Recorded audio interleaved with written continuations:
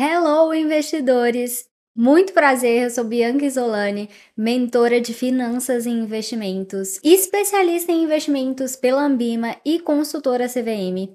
E esse é o primeiro vídeo do meu canal. Seja bem-vindo! E para esse primeiro vídeo do canal, acho que o tema não poderia ser diferente. Eu vou te mostrar como construir uma carteira de investimento do zero. E para isso, eu vou usar como exemplo a minha carteira pública, porque nada melhor do que mostrar como funciona a teoria na prática. Muita gente, quando eu posto sobre a minha carteira pública lá no Instagram, me pergunta o que seria uma carteira pública. Então eu já vou aproveitar para responder essa dúvida.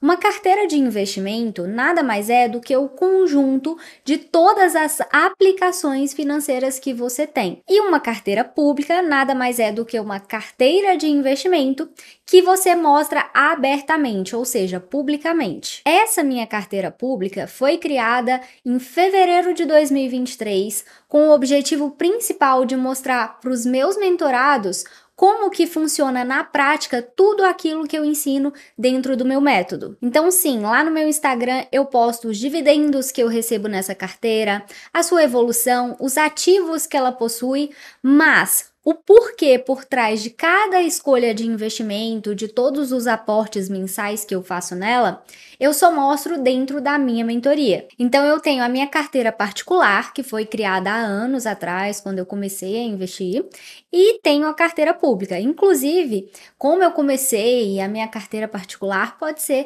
um tema para outro vídeo. Mas as duas carteiras, por mais que elas fiquem em corretoras diferentes e a carteira pública eu mostre, a minha particular não, elas partem do mesmo princípio. E é isso que eu vou mostrar para vocês aqui nesse vídeo. Entendido o que seria uma carteira pública? Vamos ao passo a passo que você precisa seguir para começar a investir da maneira certa. O meu método parte de 5 passos. O primeiro é pensar como um investidor.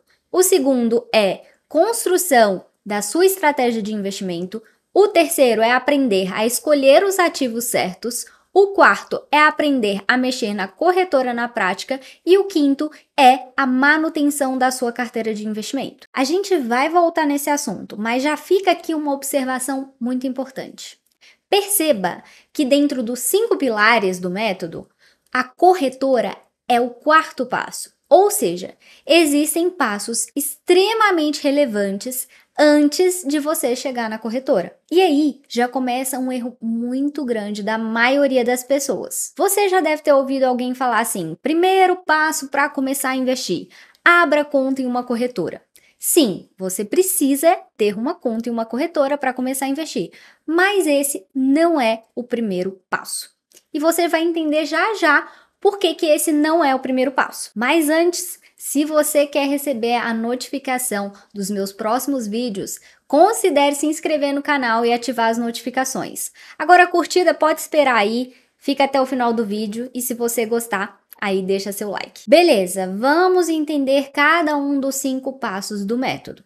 O primeiro, que é pensar como investidor, pode até parecer clichê, mas a verdade é que tudo começa aqui, na nossa mente. Se você decide começar a investir sem estar mentalmente preparado para isso, muito provavelmente a chance é grande de você ou desistir ou fazer besteira. O conceito de pensar como um investidor pode ser um conceito amplo. Envolve você ser resiliente, ser paciente, ser disciplinado, pensar fora da caixinha, ter uma visão de longo prazo e várias outras características importantes. Só que algumas delas, muito provavelmente, você não vai começar a investir já tendo, você vai desenvolvendo ao longo do tempo. Mas por ser um conceito meio abstrato e relativo, eu quero trazer aqui 2 pontos práticos fundamentais desse pilar que você precisa executar antes de começar a investir. A primeira delas é você ter pelo menos iniciado a sua reserva de emergência, reserva de paz, reserva de tranquilidade, ou seja lá como você deseja chamar. Fato é que independente do nome, tudo isso aqui que a gente fala é para te dar garantia em caso de imprevistos. E por que ela é uma das coisas fundamentais para garantir que alguém está pronto para começar a investir? Primeiro, porque não é prudente a gente começar a arriscar parte do nosso dinheiro na bolsa de valores, em outros investimentos, sem ter a garantia de que, se qualquer emergência acontecer, a gente vai estar tranquilo, porque a gente sabe que a gente tem essa reserva para bancar. E segundo, porque eu costumo dizer que geralmente a reserva é um dos passos mais difíceis no processo de construção de patrimônio. Isso porque, além do propósito por trás da reserva ele não ser muito palpável, ele também costuma não ser muito bom. Como assim? Não é palpável porque, assim como o imprevisto pode acontecer amanhã, daqui 1 ano ou daqui 5, ele às vezes pode nem acontecer se você for muito sortudo. Então, pelo fato dele não ter data e ser imprevisível, a gente nem sabe se vai acontecer de fato ou não. Muita gente às vezes começa a juntar um dinheirinho, mas aí surge uma coisa que nem é uma emergência e essa pessoa vai lá e gasta esse dinheiro. E tá sempre nesse ciclo, né? De junta um pouquinho, gasta esse pouquinho, junta um pouquinho, gasta esse pouquinho. Então, construir essa reserva se torna difícil. E aí, às vezes, ela pensa: eu vou gastar esse dinheiro porque eu não vou precisar dele agora. Mas, às vezes, aí surge um imprevisto e a coisa fica feia. Porque aí, você gastou o dinheiro que você tinha reservado e agora não tem o dinheiro para pagar esse imprevisto que acabou surgindo. E imprevistos, para não dizer sempre, quase sempre são ruins. É um carro estragar, é uma coisa da casa precisar de um conserto, é um problema de saúde seu ou de um familiar, enfim. Então, por que ter uma reserva nos diz que uma pessoa possivelmente está preparada para começar a investir? Porque se você consegue juntar dinheiro para uma coisa que não tem data e que não tem um propósito muito bom, que é totalmente diferente de uma viagem, por exemplo, né? Que você tem a data para viajar e é uma coisa que você gosta muito, que você quer muito realizar. Então, se você consegue juntar esse dinheiro para sua reserva de emergência, é sinal de que você tem essa visão de longo prazo, que você é mais resiliente, que você tem uma disciplina para juntar esse dinheiro. Então, a reserva é um grande sinal de uma mentalidade alinhada e de que você possivelmente vai fazer de tudo para conseguir realizar todos os outros objetivos. E aí, falando em objetivos, essa é a segunda coisa que a gente precisa traçar, executar antes de começar a investir. O desenho, o mapa das nossas metas de curto, médio e longo prazo. São essas metas que você vai desenhar que vão te direcionar assertivamente na construção da estratégia, que é o segundo passo do método. Sabe aquela frase de quem não sabe onde quer chegar, qualquer caminho serve? Se aplica perfeitamente aqui. Se você não tem noção das suas metas financeiras, você muito provavelmente vai construir uma carteira de investimento ruim. Uma carteira de investimento de sucesso não é aquela que vai ter a maior rentabilidade, e sim é aquela que vai atender a todos os seus objetivos. É aquela que vai te fazer realizar todos eles. Por isso que eu bato muito na tecla de que não adianta copiar carteira de investimento de ninguém, porque os seus objetivos, eles são muito pessoais. E o que serve para uma pessoa pode não servir para outra. Então, beleza, vimos que no passo 1, a gente precisa dessas duas coisas práticas fundamentais sendo executadas. Agora vamos para o passo 2, que é a construção da sua estratégia de investimento. A estratégia, de uma forma resumida, nada mais é do que a divisão da sua carteira de investimento. E essa divisão, ela tem que estar alinhada com o seu perfil de investidor, com os seus objetivos, essas metas que você traçar, e com a sua capacidade de aportes, ou seja, o quanto você consegue investir ali frequentemente. No meu método, eu ensino a fazer a divisão que eu chamo de 4x10. 4 categorias e 10 subcategorias. E eu vou te mostrar aqui na tela como que isso funciona. Então, as categorias eu chamo aqui de divisão macro. E quais são essas categorias? Renda fixa, ações, fundos imobiliários e ativos internacionais. Esse é o exemplo da minha carteira pública. Antes de pensar em quais ativos colocar na carteira, essa divisão foi feita. Então, desde o princípio, desde antes dela existir, desde antes de eu pensar em qual corretora que eu escolher, essa divisão foi feita, tá? E ficou assim, 15% para ativos internacionais, 25% para renda fixa, 30% para ações e 30% para fundos imobiliários. Bom, a renda fixa nada mais é do que aquelas aplicações onde você está emprestando o dinheiro para alguém. E essas aplicações têm um prazo de vencimento. Na renda fixa, você tem mais previsibilidade na rentabilidade que ela vai te oferecer. Já na renda variável, isso é totalmente aleatório, não tem como alguém te falar assim, ó, você vai ganhar isso daqui em tanto tempo se você investir nessa ação aqui. Nas ações, você está se tornando um sócio de uma pequena parte de uma empresa. Nos fundos imobiliários, você está investindo no setor imobiliário. E nos ativos internacionais, você está fazendo investimentos associados a outros países, sem ser o Brasil. Já que nas subdivisões, a gente tem, para cada uma das categorias macro, que eu chamo, a gente tem ramificações. Então, por exemplo, na parte de ações, eu divido em ações boas pagadoras de dividendos, ações de alto crescimento, ações dolarizadas. Então, essas são as 3 divisões em relação às ações. Em renda fixa, a gente tem renda fixa de alta liquidez e renda fixa de longo prazo. Nos fundos imobiliários, eu divido em fundos de tijolo, fundos de papel e fundos híbridos. E ativos internacionais, a gente pode investir diretamente lá fora ou através de ativos negociados na Bolsa Brasileira. Então, o que muda de uma pessoa para outra? Quais categorias e subcategorias vão fazer sentido ou não essa pessoa ter e qual o peso de cada uma delas na carteira dessa pessoa. Então, não é para todo mundo que vai fazer sentido começar com todas essas categorias e subcategorias. Vamos imaginar um exemplo hipotético de uma pessoa que é extremamente conservadora, que tem muito receio de perder dinheiro, mas ainda assim não quer deixar o dinheiro parado e quer começar a investir. Ou, por exemplo, uma pessoa que quer investir o dinheiro agora, mas ela já sabe exatamente o que ela vai fazer com esse dinheiro daqui 2 anos. Ela vai investir esse dinheiro agora, mas daqui 2 anos ela quer pegar todo esse dinheiro e, por exemplo, abrir um negócio.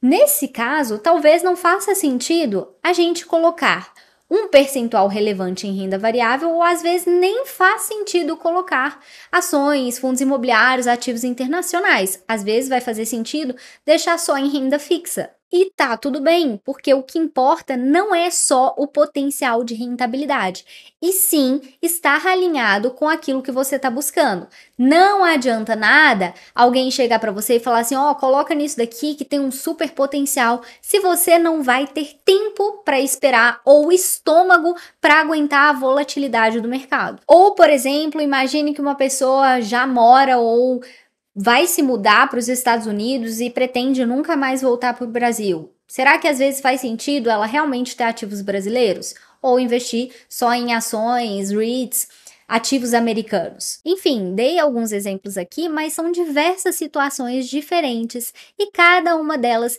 exige um olhar individual. No final, eu vou te mostrar uma planilha que vai te ajudar a entender melhor essas subdivisões, os pesos de cada coisa e como que essa estratégia vai te ajudar muito a economizar seu tempo na hora de fazer seus aportes mensais.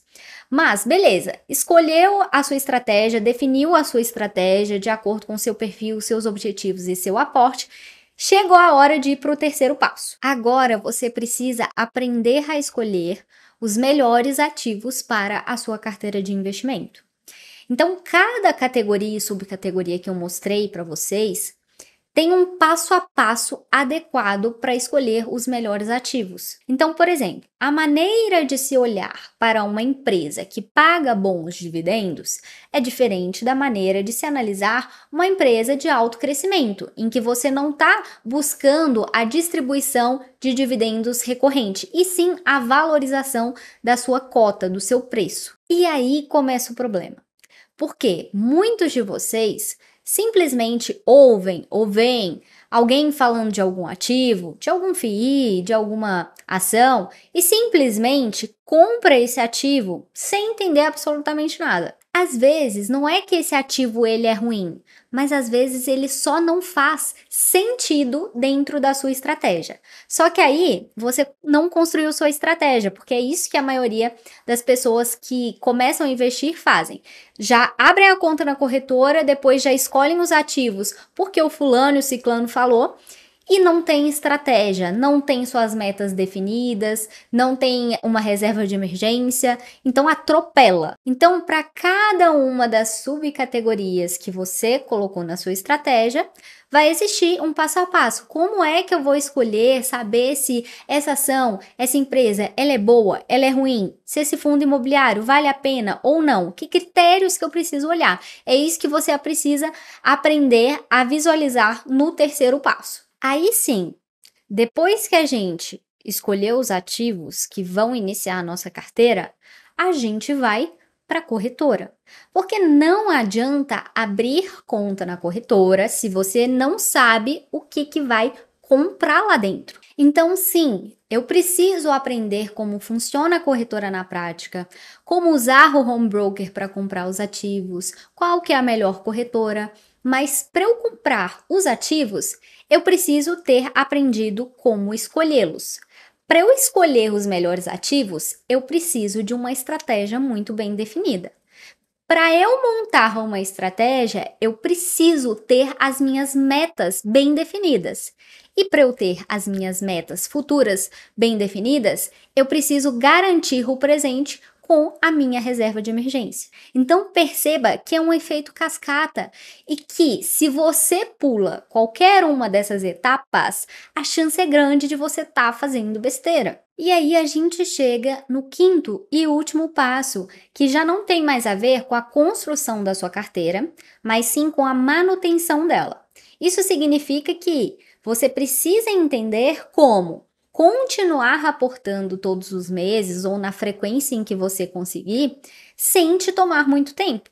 Então, nesse pilar, eu te mostro como gastar menos de 1 hora por mês para investir todos os meses. Afinal, a gente investe para potencializar o nosso tempo. Então, a gente trabalha, pega parte do dinheiro que a gente ganhou em troca do nosso tempo de trabalho, investe parte desse dinheiro, né? E enquanto você está trabalhando aqui para gerar mais dinheiro, o seu dinheiro também está gerando mais dinheiro.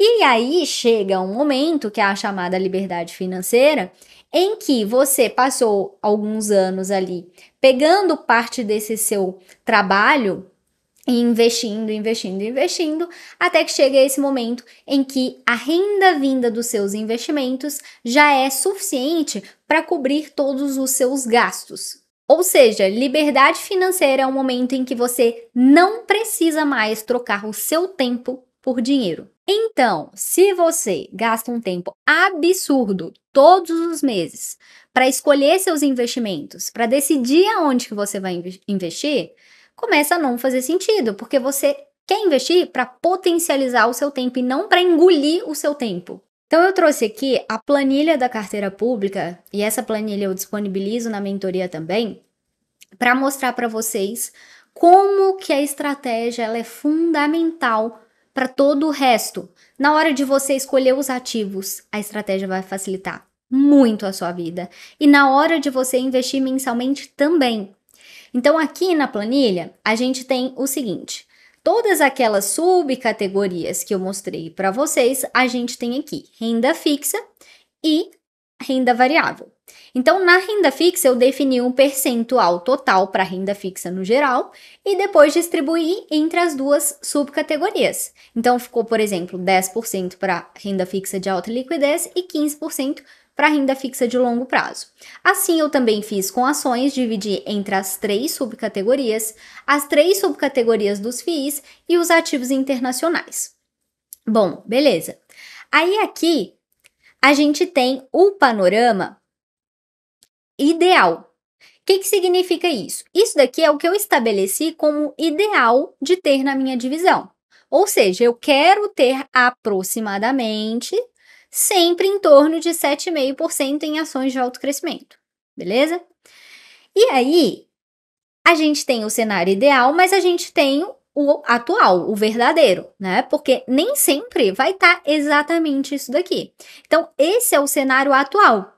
Eu falei que gostaria de ter em torno de 7,5% em ações de alto crescimento. Hoje a carteira está com 8,08. Está um pouquinho acima do que eu coloquei como ideal. E algumas subcategorias vão estar um pouco abaixo do que eu coloquei como ideal, certo?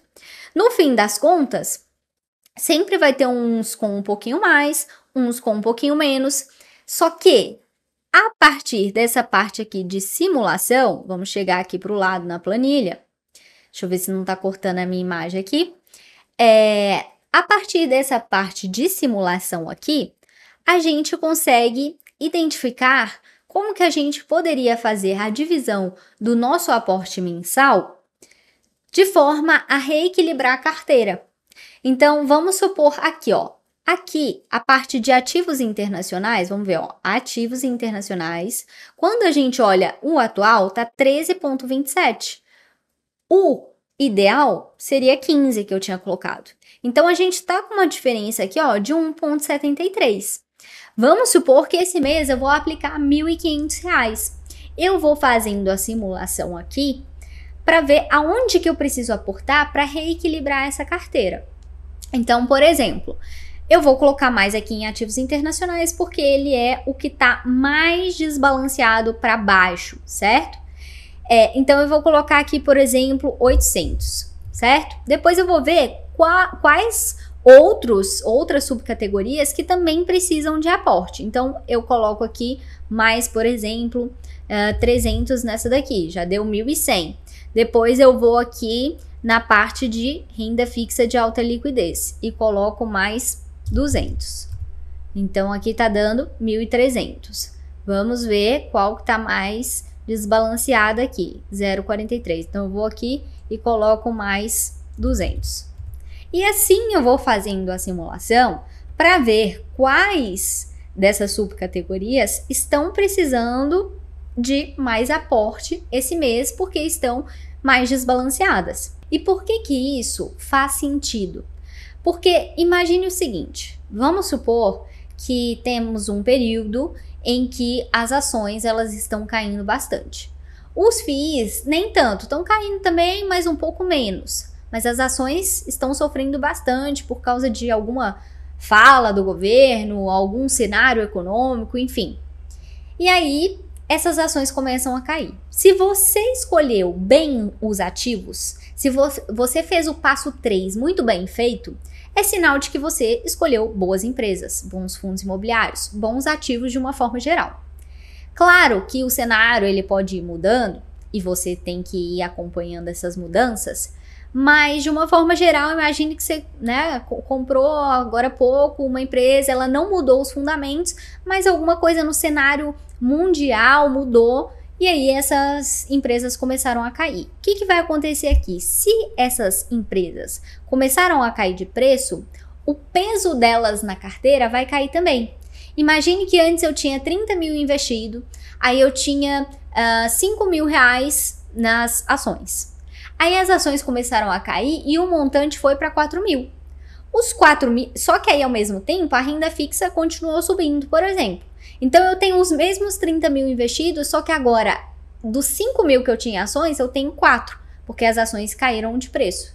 Então faz sentido, desde que essas ações sejam boas, você aportar mais nelas, porque agora elas estão mais baratas. É claro que nem todo mês você precisa seguir a risca e nem tudo precisa estar equilibradinho, bonitinho, maravilhoso. Você tem uma taxa de tolerância, né? Que na planilha, por exemplo, eu coloco de 2%, né? Para mais ou para menos. Então, assim, não precisa ser regrado, mas isso te ajuda a sair do viés de achismo. Porque muitas das vezes, principalmente quando você está no começo dos seus investimentos, você não tem a mínima noção do que fazer. Começa a cair uma coisa, começa a subir uma coisa, você não sabe se vende, se continua, se compra mais, se tira uma parte, né? E aí, você fazer dessa forma, sem ter que ficar muito pensando no que você acha, e sim, olhando para números, o que os números te dizem, evita esse viés de você achar alguma coisa e tomar uma atitude precipitada.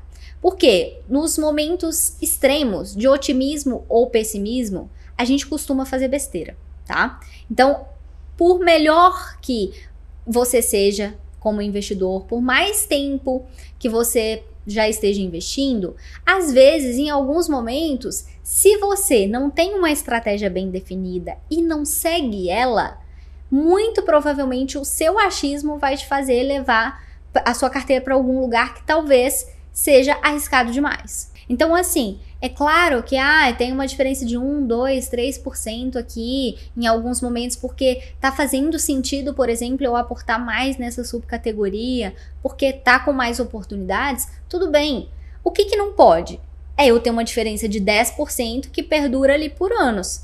Ou seja, então a gente precisa revisitar a estratégia e ver aonde que mudou tanta coisa assim para eu estar aceitando colocar um percentual maior em alguma subcategoria. Será que meu perfil, antes eu comecei uma pessoa mais conservadora e agora eu tô ficando mais arrojado, porque eu tô pegando mais a manha? Então, se o seu perfil, por exemplo, mudou, ou seus objetivos, então vamos supor que antes você pensava uma coisa para muito longo prazo, mais de 10, 15 anos, e aí alguma coisa na sua vida realmente mudou, que você começou a reduzir, por exemplo, a parte de renda variável e mais para renda fixa, porque esses objetivos seus foram adiantados. Então, muitas coisas podem acontecer ao longo da sua trajetória como investidor, mas você tem que se atentar a essa estratégia que você construiu. E se você vê que você está sempre querendo mudar ela, é porque talvez você precise revisitar se essa estratégia está fazendo sentido. Mas, por achismo, eu acho que agora está com muita oportunidade nas ações, então aí eu vou colocar 10% a mais do que eu tinha colocado como ideal. Não faça isso. Então, é através desses 5 passos que não podem ser pulados e não podem ser trocados de ordem é que você vai começar a investir da forma certa. Não queira pular etapas. Se você quiser que eu te acompanhe na sua jornada como investidor, para que você se sinta seguro e confiante de começar a investir e de continuar tomando as suas decisões de investimento todos os meses com autonomia, é só me seguir lá no Instagram, @BiancaNasFinanças. Você pode entrar no link da minha bio e achar mais informações sobre a mentoria Investidor 60D, ou também me chamar no direct que a gente vai conversar. Eu vou deixar o link do meu perfil do Instagram aqui também na descrição do vídeo. Eu te ajudo a chegar nos seus primeiros 100k investidos, mesmo que hoje você não tenha quase nada ou nada de conhecimento sobre investimento e nem tenha tanto tempo assim disponível. Agora sim, se você gostou do vídeo, curte aqui e comenta aqui o que você achou e também deixa para mim sua sugestão de temas para os próximos vídeos. É isso e até mais.